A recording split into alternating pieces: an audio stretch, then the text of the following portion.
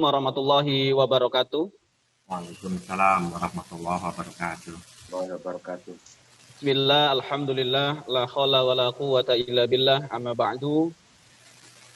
Yang saya hormati, alhamdulillah, guru kita Al-Ustadz Kiai Haji Mukti Ali Al-Qusyairi LCMA.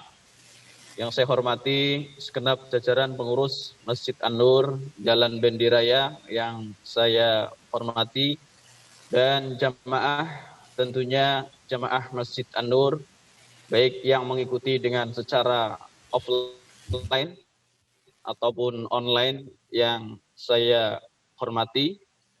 Pujian dan syukur kita sama-sama manjatkan kepada Allah Subhanahu wa taala. Alhamdulillah, dengan limpahan rahmat, taufik hidayah dan serta inayahnya kita masih diberikan nikmat, yaitu sehat walafiat.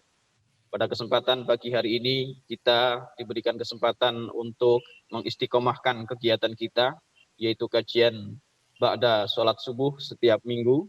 Alhamdulillah, pada kesempatan pagi yang baik ini insyaallah akan disampaikan materi oleh Al-Ustadz Kiai Haji Mukti Ali Al-Qusyairi LCMA.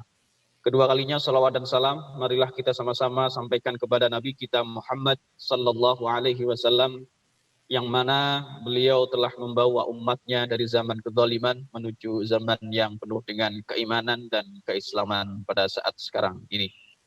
Bapak Ibu sekalian, jamaah Masjid An-Nur, sebelum pemateri akan menyampaikan materinya pada kesempatan pagi yang baik ini, perlu saya informasikan dan perlu saya perkenalkan bahwa pemateri yang akan menyampaikan pada subuh kali ini yaitu beliau Al-Ustadz Kiai Haji Mukti Ali Al-Qusyairi LCMA. Beliau pimpinan Pondok Pesantren Al-Mahad Ali, Pondok Pesantren Lirboyo. Kemudian jenjang pendidikan beliau S1 yaitu meraih gelar LC di Universitas Al-Azhar Kairo. Kemudian melanjutkan S2-nya yaitu di Universitas Islam Negeri Syarif Hidayatullah Jakarta. Untuk sementara dan saat ini beliau menjabat sebagai lembaga Basul Masail DKI Jakarta tingkat pimpinan wilayah Nahdlatul Ulama DKI Jakarta. Demikianlah profil singkat untuk pemateri pada kali ini. Untuk menyingkat waktunya, mari kita sama-sama untuk mengawali kajian subuh kita kali ini dengan mengucapkan berbasmalah. Bismillahirrahmanirrahim. Baik, jamaah sekalian, marilah kita sama-sama menyimak dan mendengar tentunya materi yang akan disampaikan oleh Al-Ustadz Kiai Haji Mukti Ali Al-Qusyairi LCMA. Dimohon untuk jamaah selalu mendengar dan menyimak, dan bisa nanti akan memberikan pertanyaan, bisa ditulis di chat dan bisa nanti langsung diskusi atau langsung dengan mengajukan pertanyaan di Zoom ini.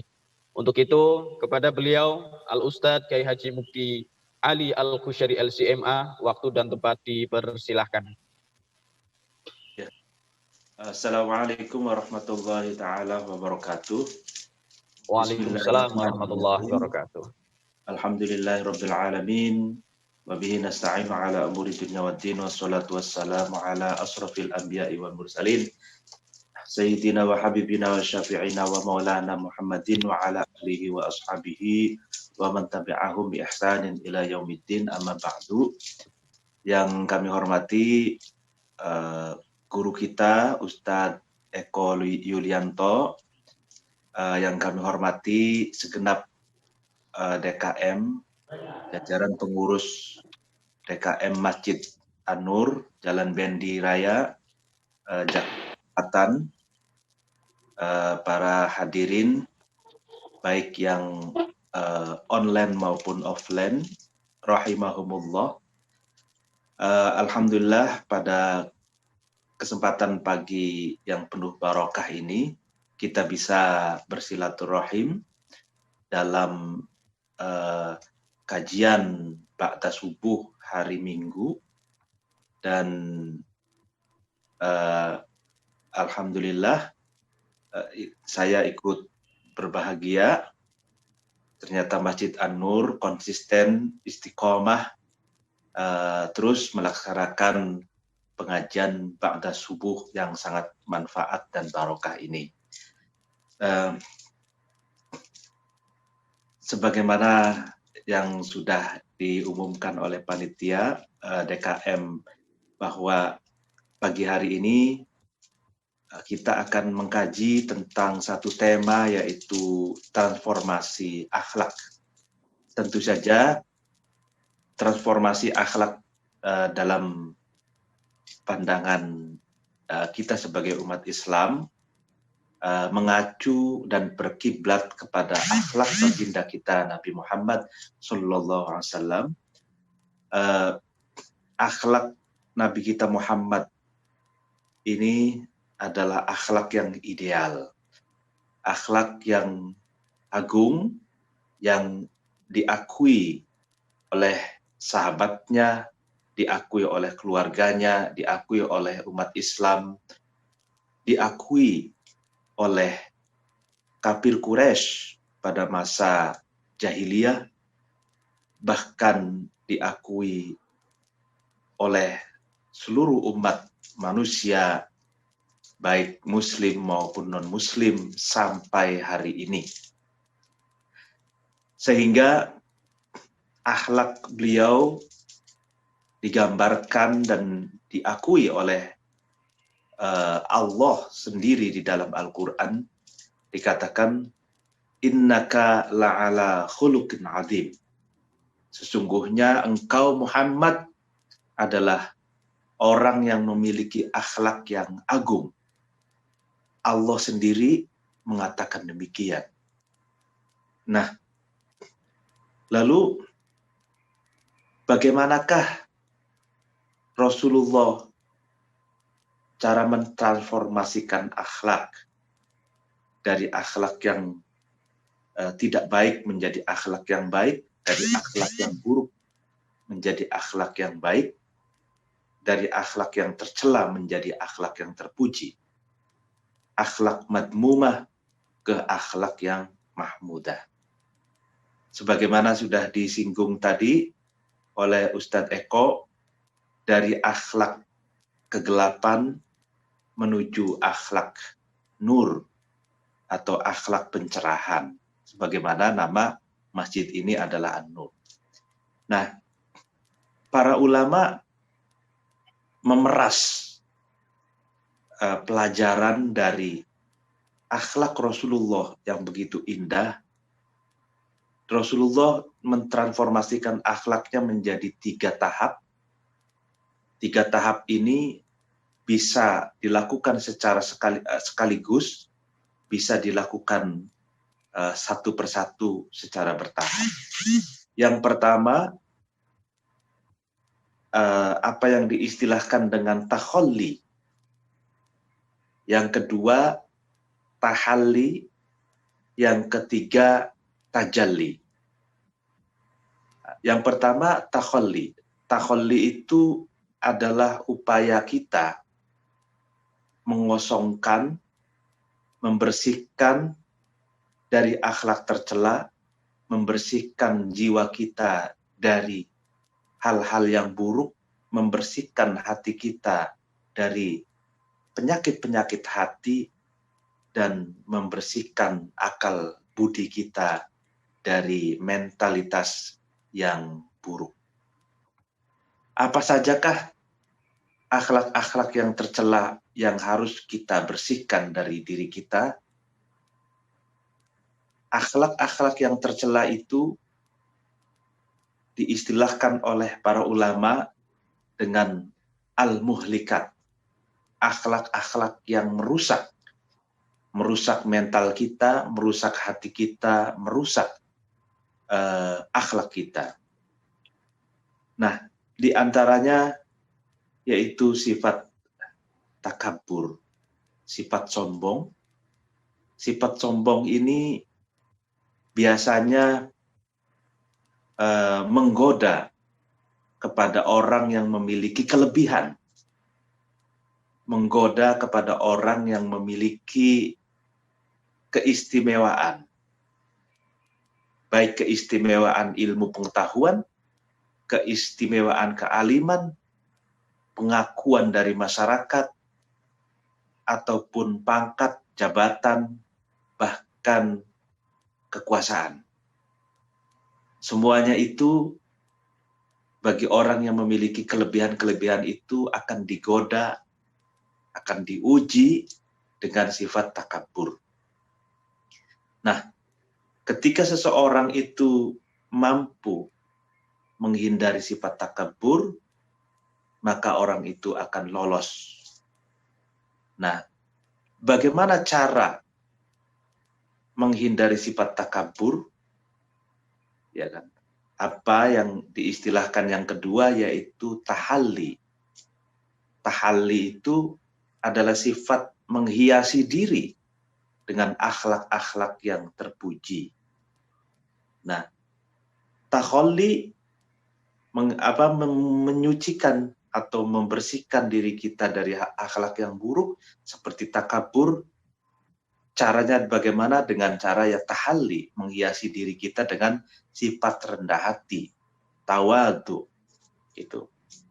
Nah, dan sifat-sifat buruk yang lainnya, di antaranya sifat-sifat misalkan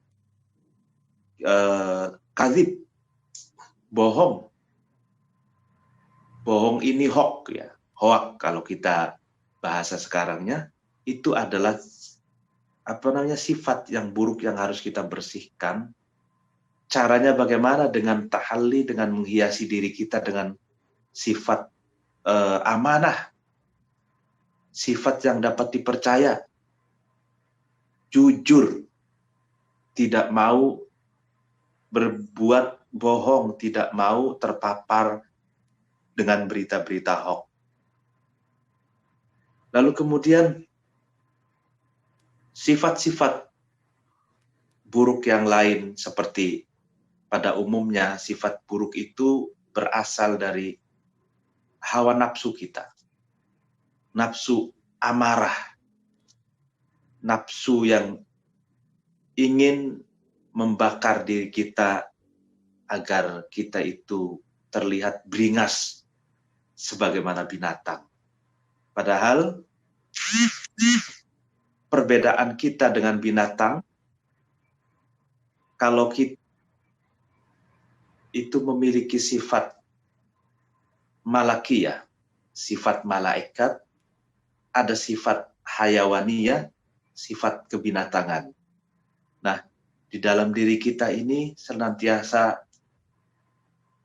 berperang di dalam diri kita antara sifat baik dan sifat buruk. Nah, Imam Syafi'i di dalam satu cerita, beliau pernah curhat kepada gurunya yaitu Syekh Waqi'. Nah, Imam Syafi'i mengatakan sakautu ila waqi'in su'a hifti fa arsyadani ila tarkil ma'asi li'annal ilma nurun la yuhda li'asi. Kata Imam Syafi'i,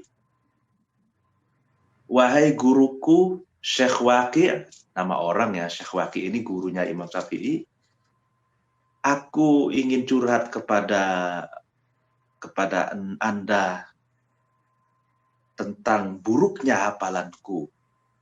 Kenapa ini guruku? Aku sulit sekali menghafal. Aku sulit sekali memahami kitab, memahami Al-Quran, memahami hadis. Lalu kemudian Syekh Waqi' mengatakan kepada Imam Syafi'i untuk meninggalkan maksiat. Pak Arsyadani ila tarkil ma'asi. Syekh Waqi' memberikan nasihat kepadaku agar aku meninggalkan maksiat. Sebab apa? Sebab ilmu itu adalah nur. Sebagaimana nama Masjid An-Nur ini ya. Karena ilmu itu cahaya. Di mana cahaya itu tidak akan diberikan kepada ahli maksiat. Nah, dari sini bahwa meninggalkan kemaksiatan, takabur, ingin menonjol, ria, kadzib, bohong, menyebarkan hoax dan lain sebagainya, itu adalah semua maksiat. Ujaran kebencian, kita mencaci maki, mengumpat dan lain sebagainya, itu adalah kemaksiatan yang harus kita hindari, karena dengan kita menghindari kemaksiatan itu, kita akan mudah menerima ilmu pengetahuan dan kebijaksanaan atau hikmah. Sebagaimana juga dalam syair Arab dikatakan bahwa ilmu itu akan mencari tempat yang rendah.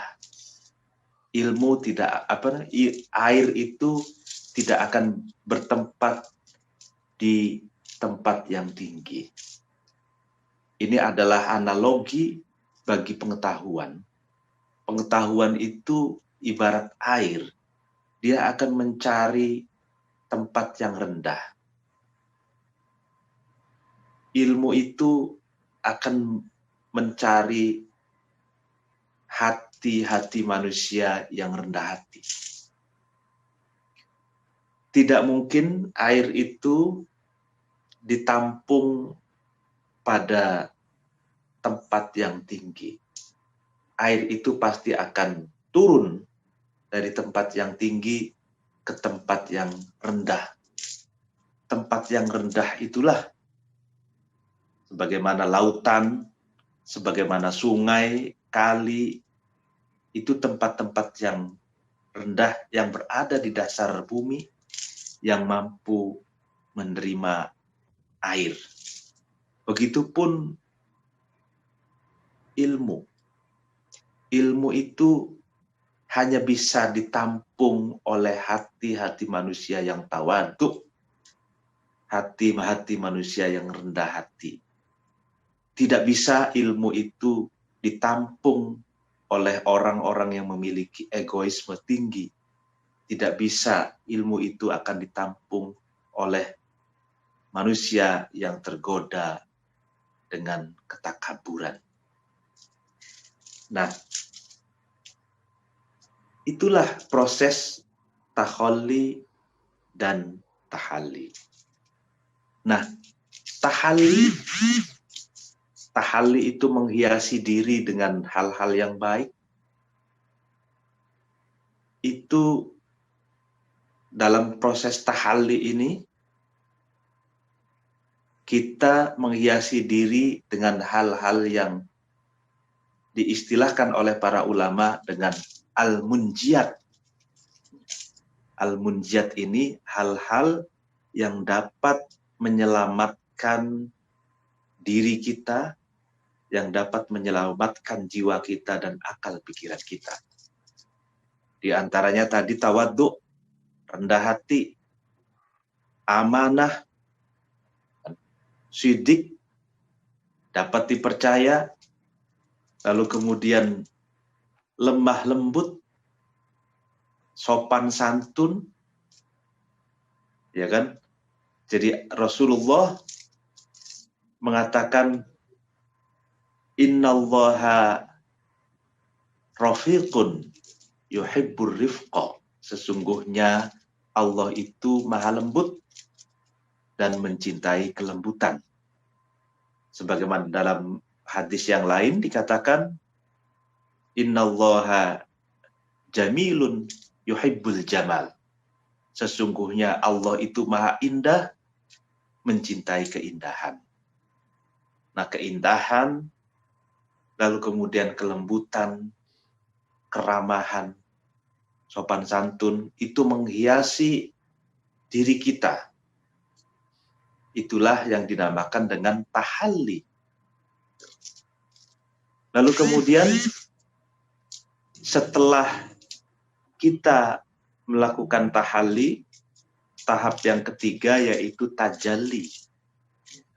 Tajalli itu adalah upaya kita mewujudkan, memanifestasikan akhlak-akhlak yang bermanfaat, yang maslahat, yang barokah, bukan hanya untuk diri kita saja, akan tetapi untuk keluarga kita, untuk tetangga kita, untuk lingkungan kita, untuk bangsa dan negara kita, dan untuk peradaban umat manusia sedunia. Jadi tahap yang terakhir, tajalli ini adalah tahap pembuktian di realitas. Misalkan kalau ada bakti sosial, misalkan di lingkungan Jalan Bendi, ya kan, tujuannya adalah agar membersihkan got. Dengan kebersihan got itu sehingga nyamuk-nyamuk itu berkurang atau terhindar dari penyakit demam berdarah dan lain sebagainya. Nah, kita ikut bersama-sama untuk membersihkan got misalkan, atau kita ikut menyumbang fakir miskin, kita menyumbang masjid agar masjid itu diramaikan dengan hal-hal yang baik, pengajian, santunan anak yatim, dan hal-hal yang maslahat dan manfaat. Itulah bukti bahwa kita telah melakukan apa yang diistilahkan dengan tajalli. Nah, tajalli itu pertama adalah manfaat. Nah, kalau manfaat itu pengertiannya adalah sesuatu yang dirasakan kemanfaatannya itu nyata, tapi bagi diri kita sendiri dan keluarga. Tapi ada tingkatan selain manfaat, yaitu barokah. Nah, barokah itu apa? Kita kan sering mendengarkan barokah gitu ya. Barokah itu pengertiannya adalah ziyadatul khairi alal khairi. Ziyadatul khairi alal khairil al-akhir. Al-ukhra. Jadi bertambahnya kebaikan atas kebaikan yang lain. Kalau kemanfaatan itu, manfaatnya dirasakan hanya untuk diri kita dan keluarga saja, itu kebaikan. Itu baik. Tapi kalau barokah itu manfaatnya itu dirasakan bukan hanya untuk diri kita dan keluarga saja, tapi dirasakan oleh lingkungan kita, tetangga kita, bangsa kita, dan negara kita, serta umat manusia sedunia.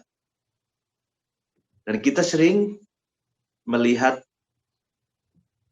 bahwa manusia memang sesuai dengan kapasitasnya masing-masing. Kalau kita belum bisa pada makom barokah, setidaknya kita berusaha pada makom manfaat. Nah, makom manfaat ini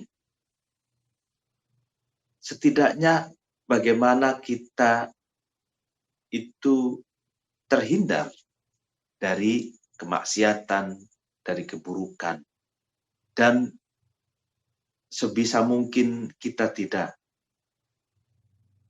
berbuat kerusakan kepada diri kita sendiri, apalagi kepada orang lain. Nabi Muhammad berpesan, la dororo wala diror. Janganlah kamu membahayakan dirimu sendiri, dan janganlah kamu membahayakan orang lain. Janganlah kamu menjadikan dirimu sebagai objek bahaya orang lain, ataupun janganlah orang lain itu menjadi objek bahaya dari perilakumu. Sehingga Nabi Muhammad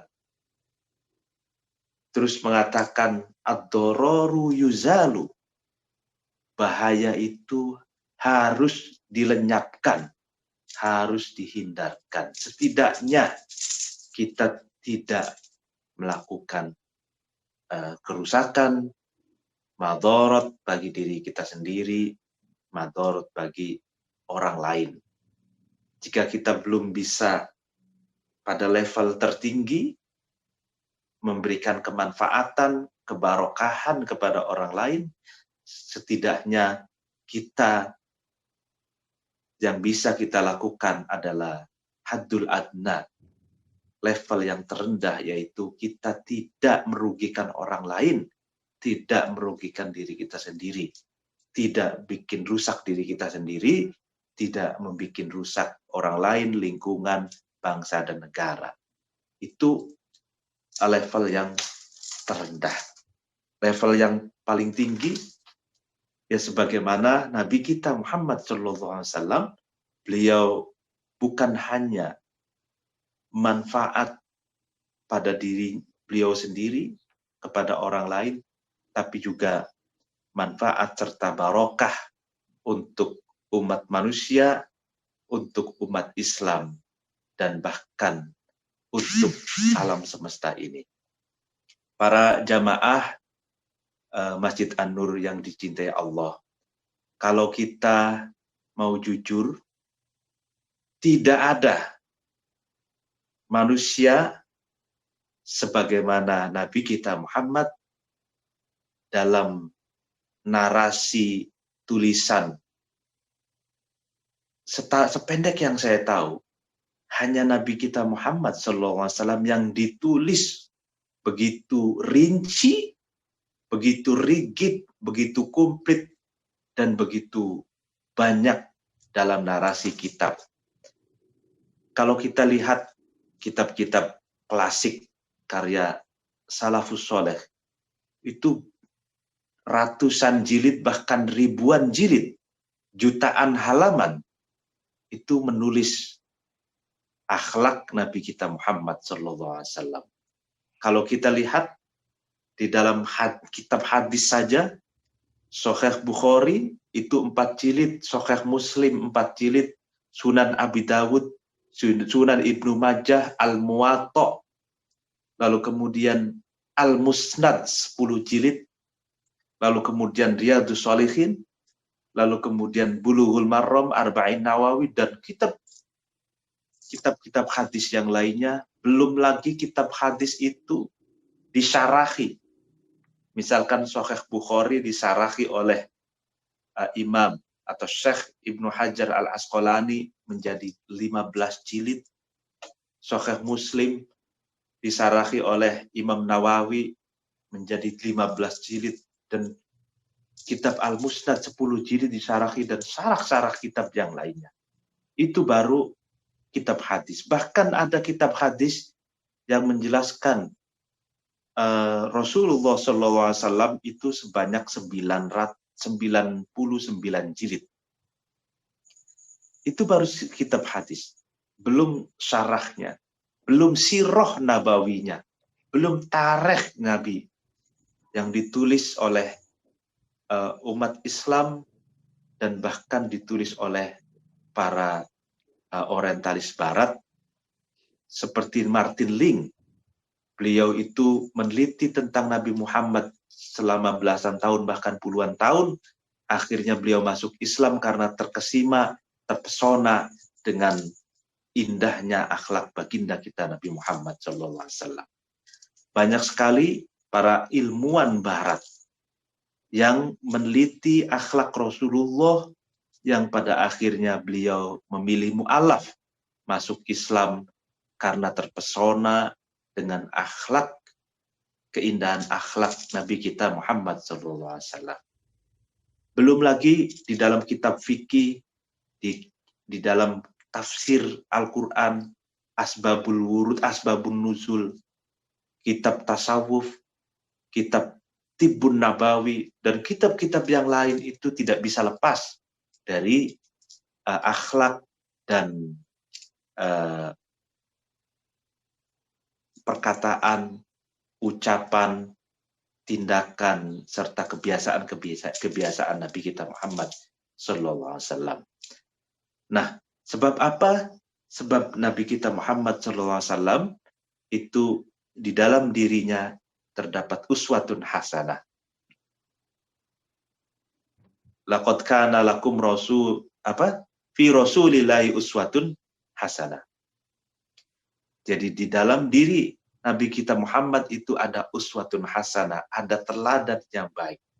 Sehingga di situ ada teladan yang baik yang kita ittibai, yang kita ikuti, sehingga karena ada uswah berarti di situ ada pelajaran, di situ ada ilmu, di situ ada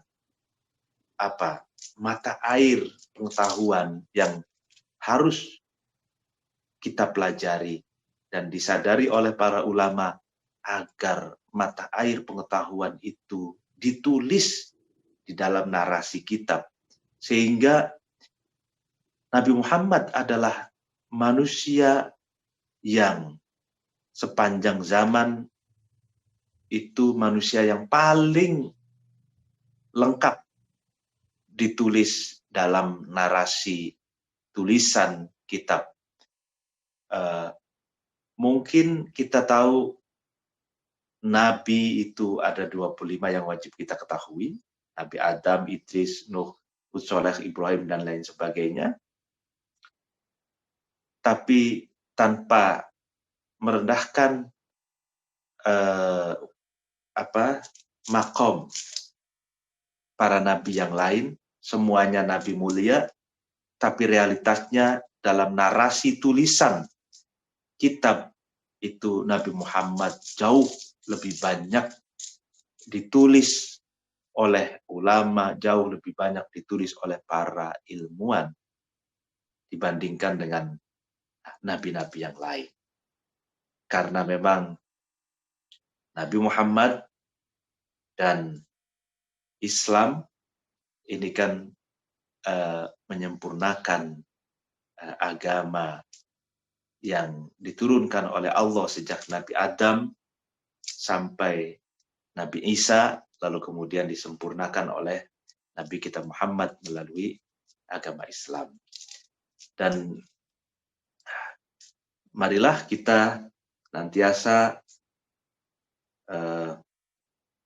meneladani akhlak baginda kita Muhammad semampu kita.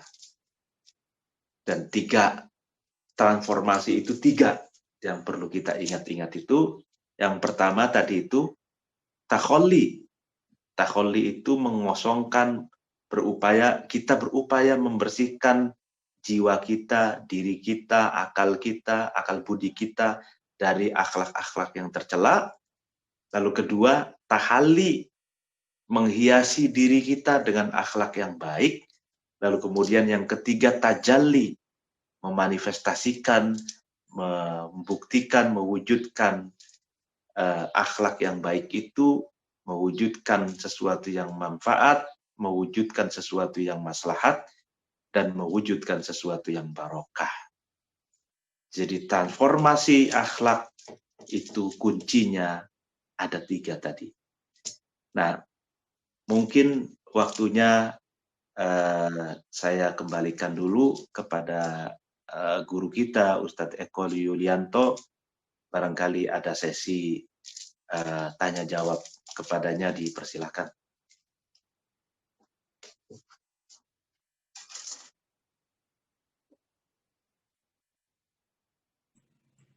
Baik, terima kasih Pak Ustadz Haji Mukti Ali Al-Qushairi Al-CMA yang telah memberikan materi kita pada pagi hari ini, yaitu tentang transformasi mengenai akhlak, yaitu sudah disimpulkan ada 3 kunci. Yang pertama ada takhalli dan tahalli, dan yang ketiga adalah tajalli.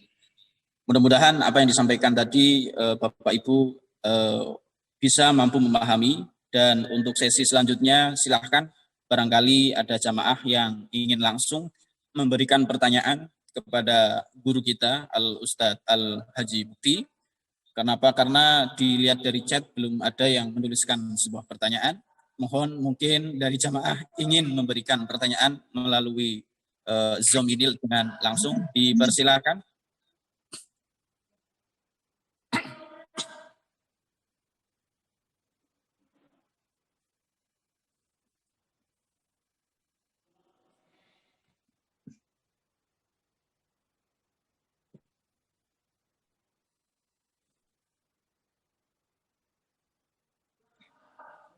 Baik, sambil menunggu ya Pak Ustadz ya.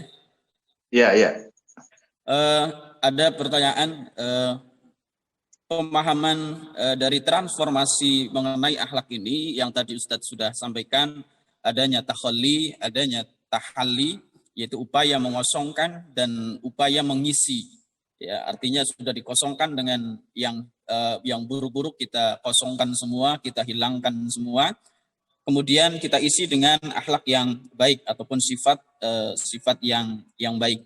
Nah, untuk mewujudkan yang ketiga yaitu tentang akhlak tajalli ini, melihat kondisi mungkin negara kita pada kesempatan kali ini banyak informasi-informasi baik mengenai media ataupun secara langsung gitu ya.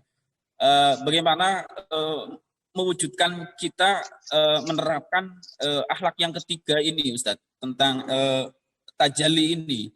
Bagaimana kita mewujudkan tajalli untuk menghadapi keadaan atau kondisi yang mungkin saat sekarang ini kita rasakan. Apalagi ada berbagai macam berita-berita mengenai kebenarannya kita juga belum tentu paham atau benar atau salah gitu. Nah, dengan kita mendapatkan informasi-informasi seperti itu yang berkaitan dengan suasana atau kejadian yang menimpa pada saat sekarang kondisi negara kita. Nah, bagaimana ketika caranya kita mewujudkan sifat tajalli ini untuk menghadapi suasana hal yang seperti ini, Ustadz. Mohon pencerahan dan bimbingan, Ustadz. Terima kasih. Ya, itu pertanyaan yang menarik ya. Jadi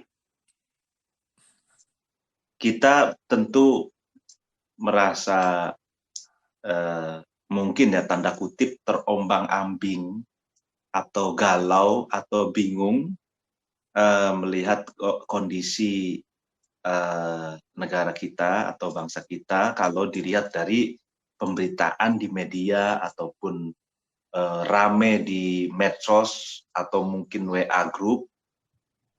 Kita ini memasuki dunia yang sebelumnya tidak kita bayangkan. Itu mungkin saya gambarkan kalau dulu itu dunia kita adalah dunia offline, ruang publik kita adalah offline, artinya manual gitu, bertemu langsung, koran pun hanya beberapa, lalu kemudian ya manual. Sekarang ini ruang publik selain offline tapi dan juga online. Gitu kan. Nah,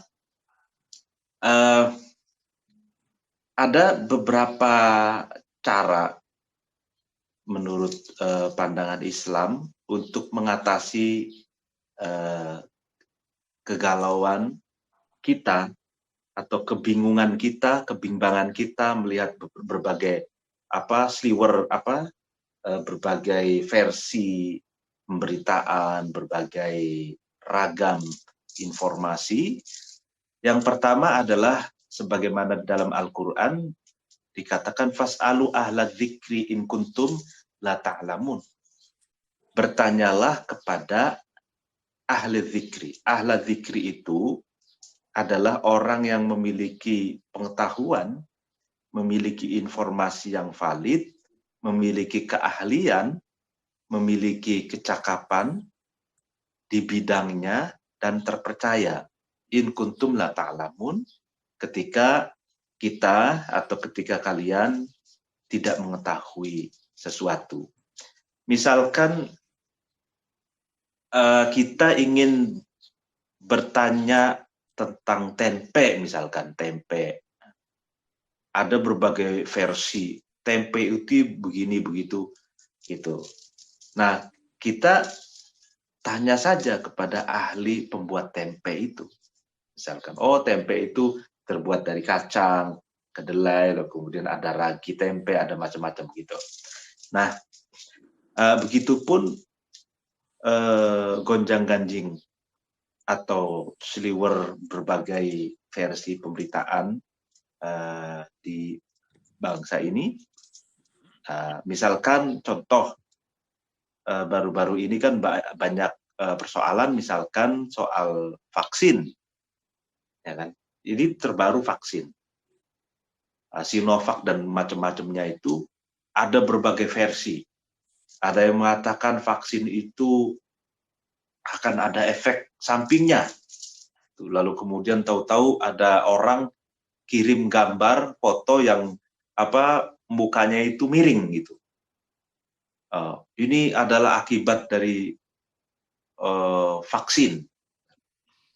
Lalu kemudian ada lagi pemberitaan bahwa vaksin itu sudah teruji klinik.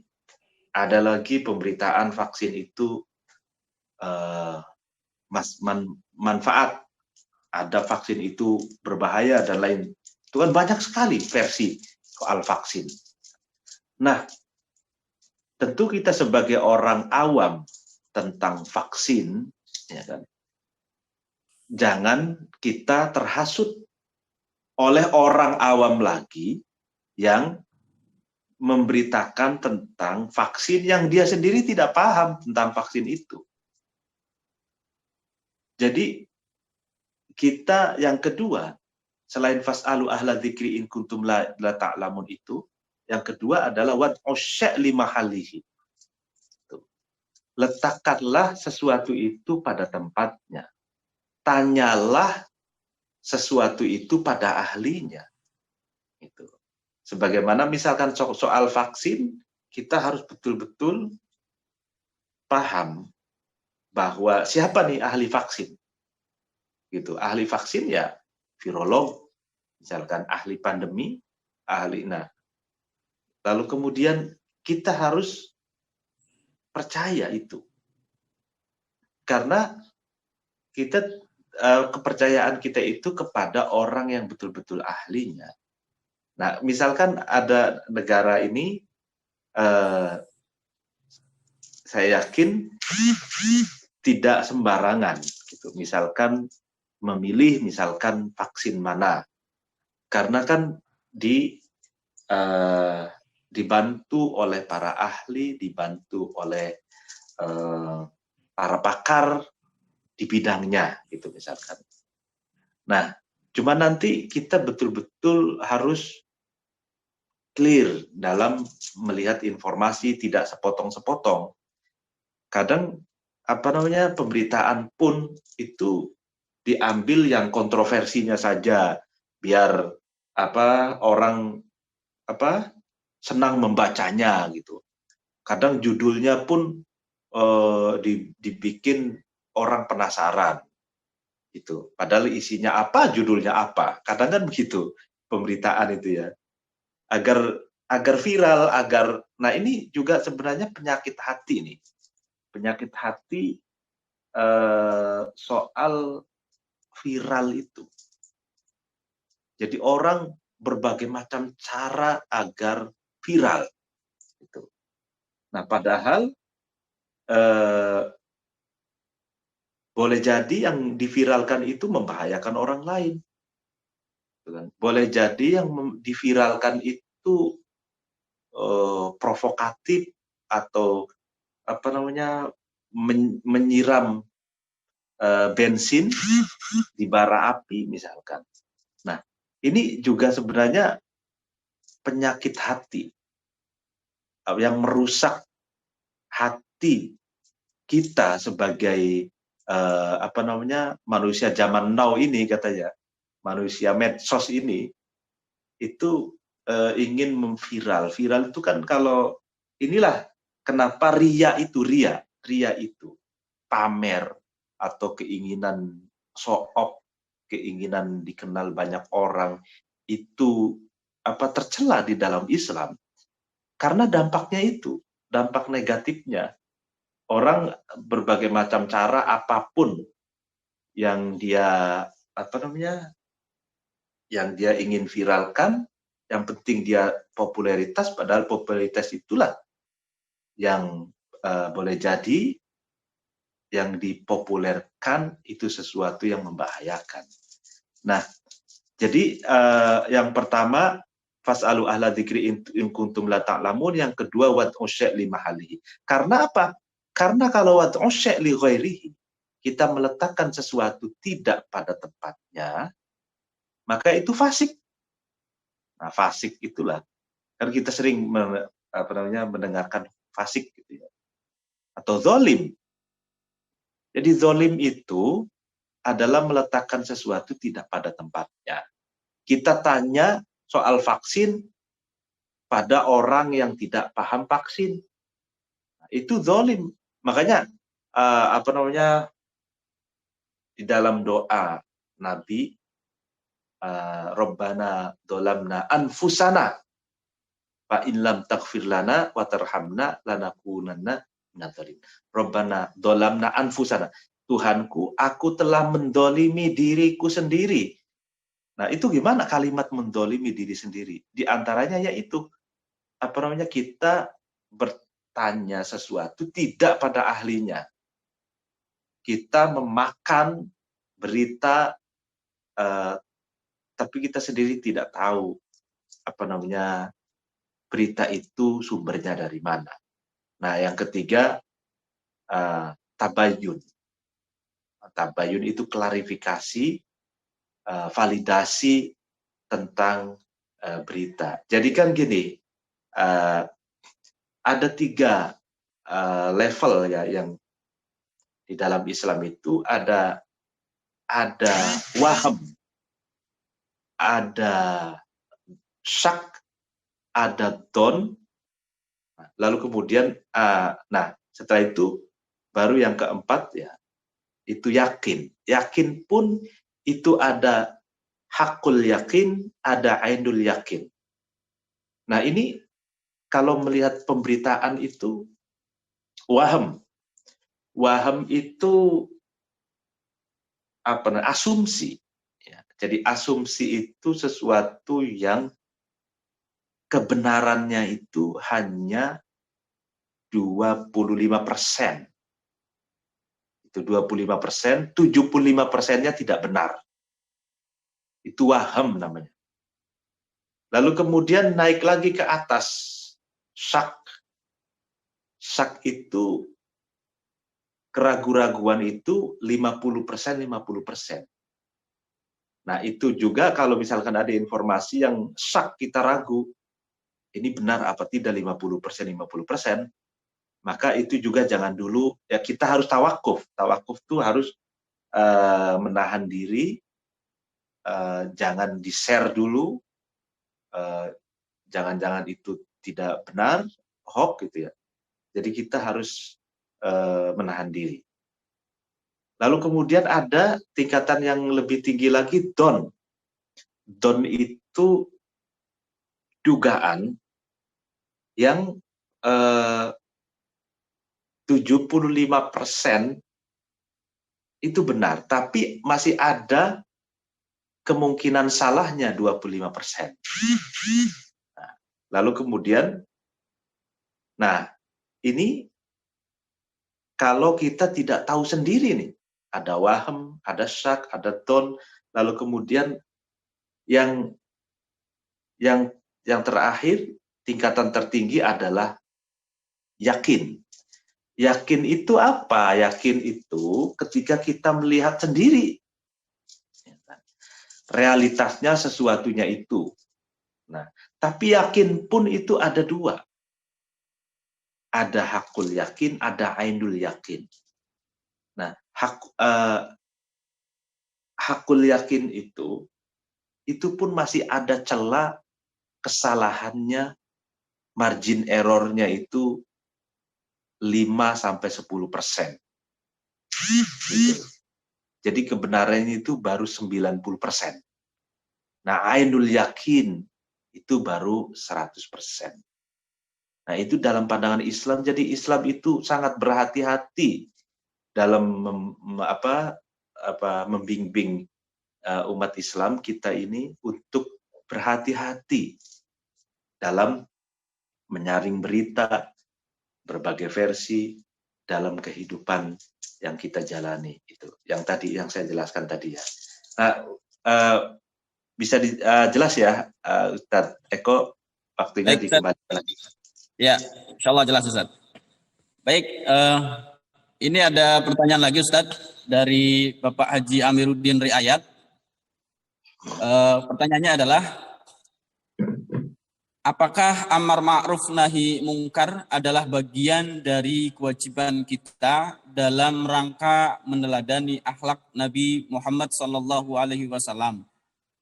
Kenapa banyak orang, termasuk sebagian umat kita, bersikap tidak mendukungnya, bahkan bersikap acuh dan sinis?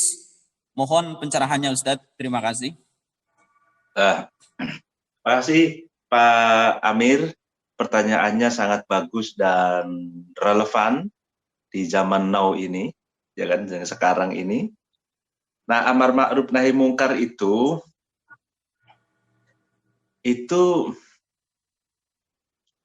di dalam kitab tafsir Imam Fakhruddin Ar-Razi, tafsir Mafatihul Ghaib atau tafsir Kabir, dikatakan bahwa amar ma'ruf itu bil ma'ruf, nahi mungkar bil ma'ruf. Itu. Jadi laisa nahi mungkar itu bil mungkar. Itu. Nah, laisa amar ma'ruf itu bil mungkar. Artinya gini, amar ma'ruf memerintahkan sesuatu yang ma'ruf. Ya kan? Saya ini jelaskan satu-satu. Memerintahkan atau menganjurkan sesuatu yang ma'ruf itu harus dengan yang ma'ruf. Memerintahkan sesuatu yang baik harus dengan cara-cara yang baik. Gitu. Karena di dalam satu kaedah dalam Islam itu kan al-wasail itu kahukmil maqasid. Jadi cara itu sama saja dengan tujuan. Tujuan baik itu harus dengan cara yang baik. Gitu. Kalau tujuannya baik dengan cara tidak baik, maka tidak baik. Gitu kan. Nah, sebagaimana nahi mungkar, ya, mencegah kemungkaran, mencegah keburukan, itu tidak boleh dengan keburukan, tidak boleh dengan cara yang tidak baik. Gitu. Karena kalau mencegah sesuatu yang tidak baik, dengan cara tidak baik, maka itu akan mengakibatkan ketidakbaikan yang berikutnya atau keburukan yang lebih parah. Gitu. Nah, amar ma'ruf nahi mungkar itu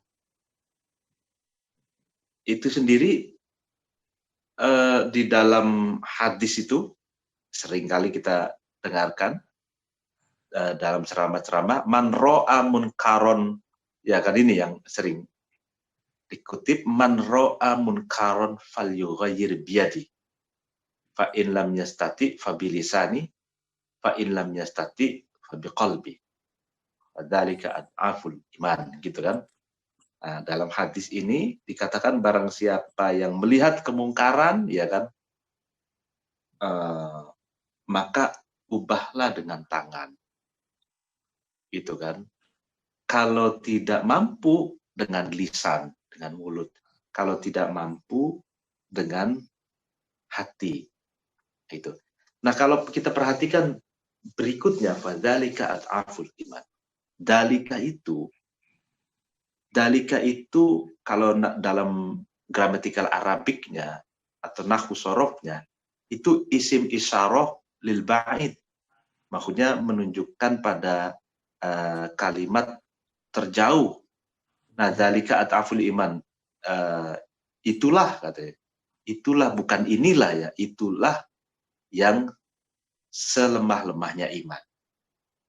Yang selemah-lemahnya iman itu seringkali kita dengarkan itu dari mengubah mengubah kemungkaran dengan hati, ya kan?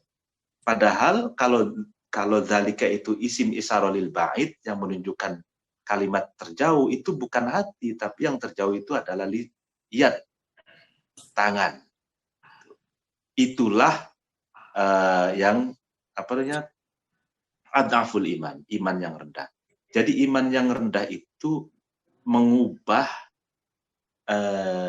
kemungkaran dengan kekuatan tangan atau dengan kekuasaan itu. Jadi yang iman yang kuat itu adalah iman yang merubah kemungkaran dengan hati. Ini mungkin pengetahuan ini agak berbeda ya dengan yang biasa diceramain orang itu ya, para ustadz, para ulama. Jadi Nabi Muhammad itu merubah kemungkaran, itu pertama kali yang beliau lakukan adalah pendekatan persuasif dari hati ke hati, memberikan contoh yang baik, sehingga semua sahabatnya yang dulunya kafir itu menjadi masuk Islam karena akhlaknya Nabi Muhammad yang baik. Hubungan muasyarah bil ma'ruf, interaksi Nabi Muhammad yang baik dengan mereka, ya kan, pendekatan dari hati ke hati sehingga mereka masuk Islam. Itu. Jadi yang pertama kali yang dilakukan oleh Nabi Muhammad adalah uswatun hasanah itu. Uswatun hasanah artinya teladan yang baik, contoh-contoh yang baik, akhlak yang baik. Itulah merubah dengan hati. Itu. Merubah dengan hati juga termasuk di dalamnya adalah doa. Ya kan? Nabi Muhammad itu ketika beliau dilempari kotoran onta, ya kan, beliau itu tidak membalas. Beliau bilang, ya Allah, katanya, mereka tidak tahu. Ampunilah mereka. Bukakanlah pintu hati mereka agar mereka bisa mendapatkan hidayah Islam. Nabi Muhammad lalu kemudian meskipun dicaci maki, meskipun dilempari kotoran onta, tapi beliau tetap melakukan pendekatan persuasif, melakukan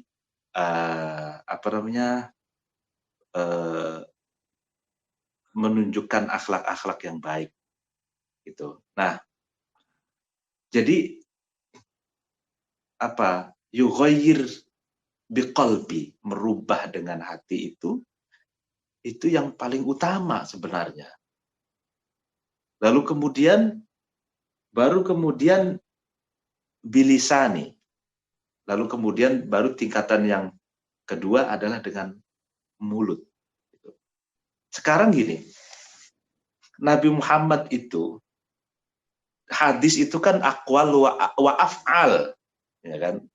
Jadi ucapan-ucapan dan perilaku Nabi. Jadi yughayyir biqalbi itu, merubah dengan hati itu ya dengan af'al itu. Jadi dengan perilaku Nabi, memberikan contoh-contoh.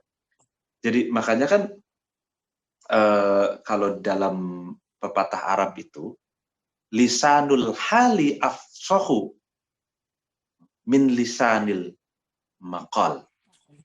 Jadi lisanul hal. Jadi perilaku itu lebih afsah, lebih fasih, lebih kuat, lebih utama daripada lisanul maqal, daripada ucapan. Kalau ucapan itu orang belum tentu sesuai antara ucapan dengan perilakunya. Tapi kalau perilaku itu sudah bukti bahwa memang beliau seperti itu. Jadi kalau perilaku itu aksiomatik yang tidak bisa dibantah.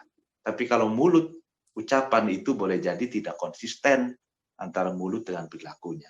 Sehingga kata para ulama, lisanul hal afsahu min lisanil maqal. Nah, dengan perbuatan-perbuatan, dengan akhlak-akhlak yang mulia, ya kan, Nabi Muhammad misalkan menyantuni anak yatim, itu real.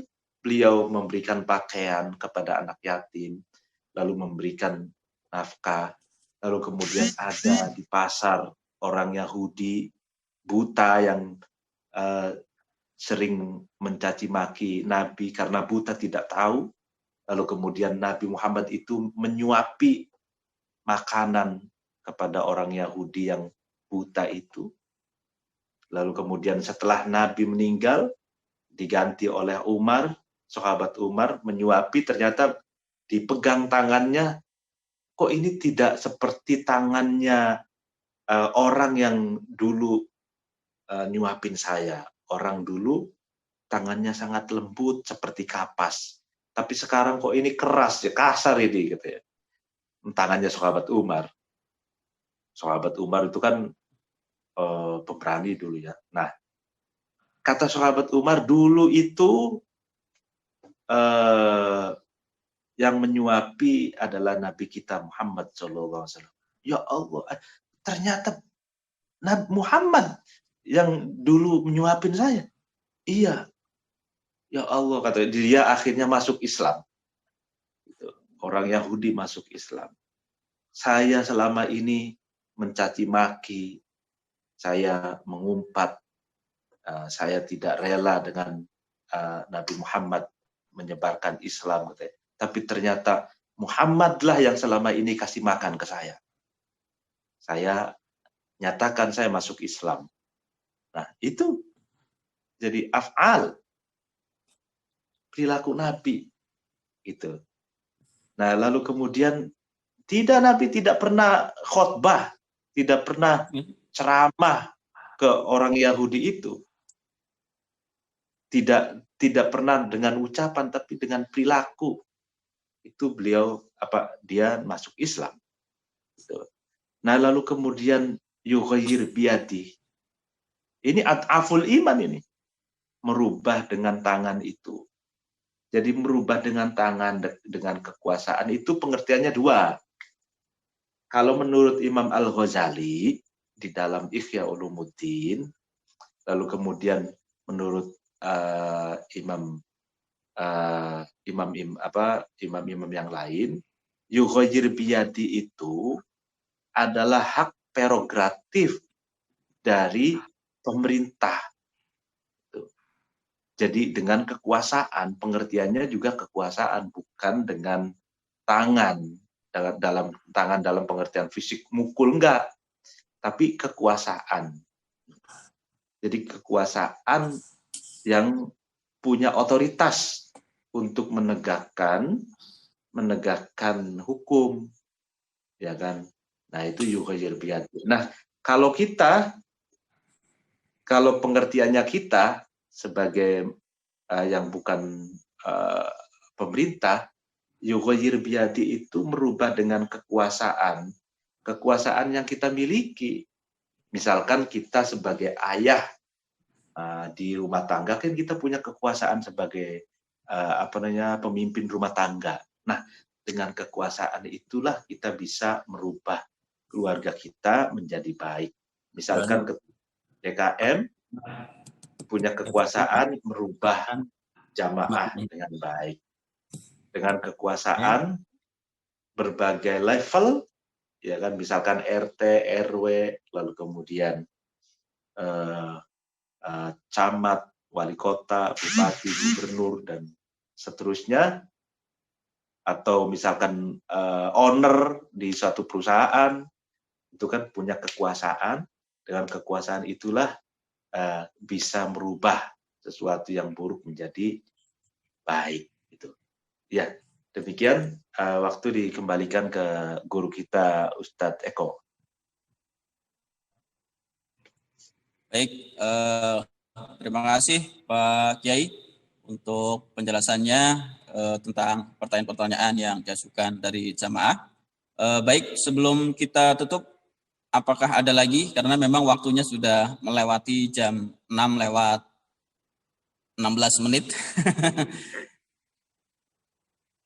Ada yang mau ditanyakan, jamaah?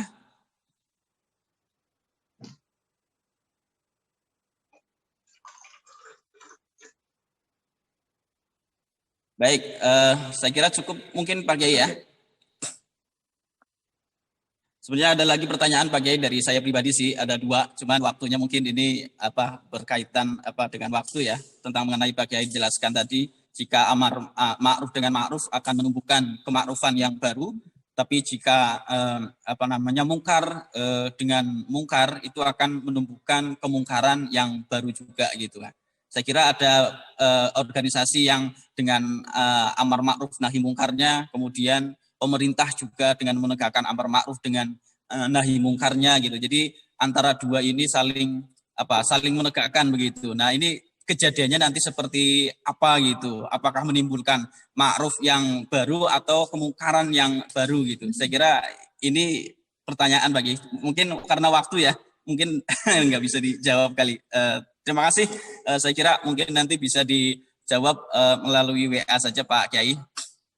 Terima kasih Pak Kiai untuk waktunya. Alhamdulillah pada kesempatan pagi hari ini Bapak Ibu sekalian jamaah khususnya Masjid An-Nur menambahkan satu ilmu yaitu tentang transformasi akhlak.